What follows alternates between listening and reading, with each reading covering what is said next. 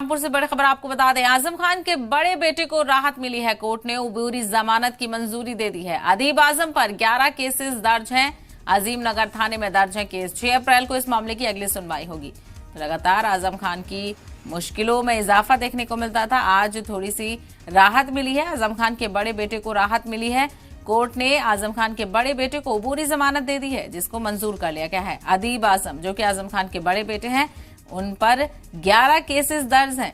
अजीम नगर थाने में ये केस दर्ज था, जिसमें राहत मिली है। तो 6 अप्रैल को इस मामले की अगली सुनवाई होगी। फिलहाल आजम खान के बड़े बेटे अदीब आजम को राहत मिली है। तो बड़ी जानकारी आजम खान के हवाले से बता दें, आजम खान के बड़े बेटे को राहत मिली है। एक मामले में उबूरी जमानत को मंजूरी दे दी गई है। आजम खान के बड़े बेटे को अदीब आजम पर 11 केसेस दर्ज हैं, जिसमें से एक मामले को लेकर उबूरी जमानत मिली है। अजीम नगर थाने में केस दर्ज है और इस मामले को लेकर जिसमें जमानत मिली है, 6 अप्रैल को अगली सुनवाई होगी। तो फिलहाल ये उबूरी जमानत है।